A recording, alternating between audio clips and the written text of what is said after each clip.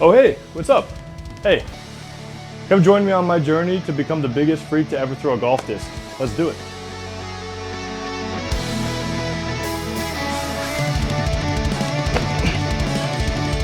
Oh baby.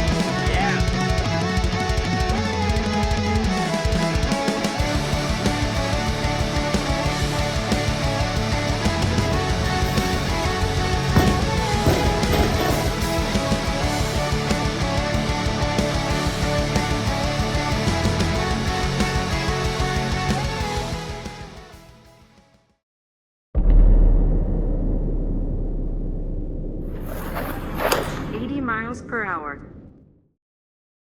Hey everyone, welcome to the video and I hope you're having a great day whenever you're catching this. Firstly, the main overarching goal is to bring a level of athleticism and freakiness both in performance and physique that has not yet been seen in disc golf. Quantitatively, we have a goal of 10.7 100-meter dash or faster in an official meet, 4.35 second 40-yard dash or faster, 315-pound power clean, get up to 210 pounds shredded, starting at 6'3", 200, trying to get up to 6'3", 210. Currently at about 205 right now, a couple weeks in from some transient water gains from the increased carbs. And then in terms of disc golf, bringing all that stuff and getting to a more consistent 90 miles an hour in the field with a 360, and then bringing that 80 plus mile an hour X step to the tee pad with 600 to 650 foot golf distance on tap. Qualitatively, I want my physique and appearance to match up with the performance. So we want the looks to match what the body can do. So I'm gonna bring you guys along with me during my training sessions. I'm gonna bring you guys into the weight room so we can do some of my weight training sessions together with the camera and with commentary. Obviously out to the field throwing discs for power development, and also on the course for practice rounds. And we're also gonna go through, I'll do a video for my diet methodology and the kind of stuff I like to eat, as well as for my recovery, which is one of the most important things. Sleep, extra recovery tricks, including red light therapy, which was a big thing that helped me recover from my broken thumb these last couple months. And shout out to Nova Lab, they sent me this red light pad for free. So this is sponsored, but I use it a lot recovering from my broken thumb. I've been doing red light therapy for years with kind of more of a cheap red light device, but this thing has actually been sick, and I'm going to be leaning on this a lot because with disc golf, the backhand's a one-sided throw, so certain parts of our body get beat up a lot more. There's a lot of good literature, good science to back up the benefits of red light and near infrared therapy. So I'm going to be leaning on this a lot, and I have been using it for a while now, and it's been great. And I want to show it to you guys real quick too. So it's a pad that you wrap around a body part. It sits directly on the skin, 300 diodes in there, and it can do red light or near infrared. Red light gets you more surface level skin cosmetic benefits. The near infrared can penetrate deeper into your tissues. That tends to be what I lean on. But it's so easy to use because you don't have to worry about distance. Keeping a 6 to 8 inch gap, that stuff can be tricky and make it less sustainable. So that's why I was really happy. And I chose this one when they offered to send me something. So why am I doing this? Why am I doing this new training program, this Operation Disc Golf Freak thing where I'm also sprinting and lifting weights? I wanted something to make my training fun again. I was pretty burned out from doing the same old, same old. I also hit some long-term goals that took me a couple years to hit, the 800 foot, 90 mile an hour stuff last year. That I ended up hitting in December of 2025. So that's a big thing, is having goals, having a new level to push myself to is what can get me up in the morning sometimes and get me motivated to do all the hard training, the painful stuff, the cold plunges, all that. Also, the goals are, so ridiculous that I'll have to push myself to the cutting edge of sports science and athletic performance, which means I will learn more and I can make everything educational for you guys. So I want to try to make the videos have as much educational content and value as possible. So I can pass on the knowledge that I'll accumulate to you guys, which I think to me is maybe the greatest thing that I could make out of this. It's also because it's a multi-sport thing where I'm trying to reach a high level in multiple sports. You have to make the training simple. Really, the best athletes, they have the most simple training that's executed to the highest degree. So I want to show you guys how you can do amazing things with simple concepts if you do them well. There's going to be some more fancy advanced stuff, but really I like simple, sustainable training programs. And I want to show you guys, if you can figure out what's the simplest way to set things up, and then allow your body to become the best and most athletic at those simple things. That's going to be a big theme throughout this series, especially with the training programming that I'm going to put together for it. For a while, I did sort of romanticize the idea of pushing to become a Pro Tour level player or being able to compete at a Pro Tour tournament at a high level in disc golf. So I did practice on the course quite a bit last year, and I did do that A tier. The A tier was tough. I shot pretty well below my standards. I think I averaged 950 for the tournament, which for me was horrendous compared to what I do on, my bomber courses in practice. But what it taught me was invaluable knowledge. I can't put a price on the knowledge it gave me for being able to coach my athletes better.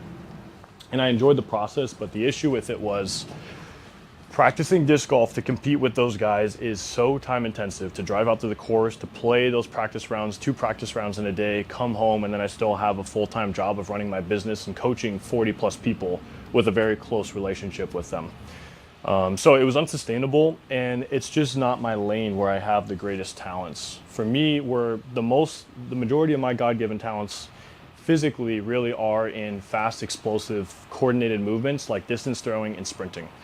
And then in terms of what I can bring to the world, coaching my athletes and making sure that I have good work-life balance and I'm doing training that brings me joy in the morning, i.e. sprinting or distance throwing, so that I can have that mental energy and that excitement to go on my emails and, bring everyone along that I'm coaching for disc golf. So for me, what I started to realize was maybe over time I could continue getting better at scoring on the course and get some more tournaments under my belt, but it didn't seem like it was the right time for it. And I wouldn't be able to manage the time investment while also maintaining my physique and my physical capabilities outside of disc golf. So because of that, I'm putting the tournament maxing on the back burner, so to speak. I will still be doing tournaments when I can find them, when they're a good situation for me. So if it's an open bomber course and I have time to practice putting and get that decent, I'll probably do a tournament here and there for that. But for now, we're going to be getting as good at sprinting and power throwing as possible and maximizing the quality of my physique as I go along with those things. So I'm going to put up on the screen for you guys an image of my weekly training microcycle, and I'll give you guys a brief overview and talk about some main concepts in it. So everything with my training program and the way that I go about things as an athlete is a combination of sports science, peer-reviewed literature or theoretical stuff, but that's combined with common sense and what's worked best for me and what I have experimented with and what my body responds to. And that last one that I mentioned, what works best for you, for oneself, that is the most important thing when it comes to writing a training program, because something could be, in terms of theory or sports science, it could be 99% perfect, but if it is not a match for your genetics and what your brain prefers, what is psychologically sustainable for you, you can never reach your potential on it. So when I write programs for someone, I just ask them about how they like things, what works for them, what their lifestyle is, how much time they have, all those kinds of questions, and build the program around what is the best program for that person, not what is a scientifically perfect program. If you can hit an 80% solution in terms of science and theory and have something that's fun for you and that you can get excited for and sustain physically without injuries, you're in great shape. You're going to do well with that. So with my training program, I have found over the years that I prefer to do a weekly microcycle. So what a microcycle is basically it's a training cycle that you repeat over time. And mine is on a weekly basis. I just find that to be easiest because, we as humans, we tend to operate on a weekly basis. We have weekends. Even though I'm my own boss, I still am in rhythm with weekends, just like most other people are. There isn't any block periodization or fancy periodization with my training program. I basically figure out what do I want to get better at. That's determined by my goals. And then based off of my goals, how can I build in incremental improvements on a weekly basis to work me towards those goals in an even and balanced fashion. And then within the weekly microcycle, obviously sprinting is very demanding on the body. Throwing for distance is demanding on the body. And then the hard weight training with heavy compounds also has a recovery cost. The most difficult part of writing my program is managing the recovery, especially with all the details and nuances of how certain parts of my body are going to feel on certain days. And then in a broader scope, how my central nervous system is going to be recovered and able to perform for high quality training sessions. So we'll start at the macro level and kind of work into more of a micro level, into more of the details and the depths. Within the weekly training microcycle, we know that there has to be some weight training and some bodybuilding and some strength work so that I can get up to a 315 power clean. That's one of the goals I'm doing, as well as the physique goal to make the physique grow and stay shredded and athletic alongside with the performance increasing. So we know we have to do some strength training, some power training. We know we have to do some bodybuilding. So that has to go into the training program. We know we have to get faster. So we need to have high quality sprint days on the track in spikes. 3 days a week is my sweet spot that I've found over the years. That's what I can survive in terms of soft tissue injuries.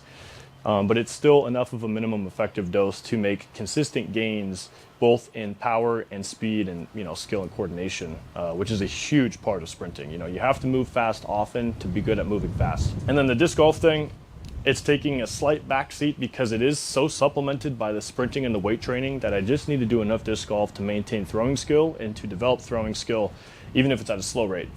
So I have one, guaranteed program day of field work for power throwing and just general field work, and then there's the course day on Saturday with friends for playing around and developing course skills and putting especially. I am also putting in my apartment. I have a MVP black hole light practice basket. So again, the trickiest thing really is managing recovery, both of individual body parts and systems of the body, and then obviously feeling fresh for the high quality training sessions.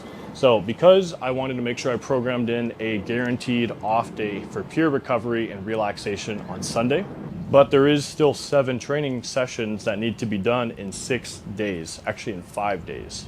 So what I found works well for me is going to the track, doing the sprint work, and then going straight to the weight room after that and hitting the weights with a small meal, some snacking, and a glycogen refill between obviously, and some rest and some hydration.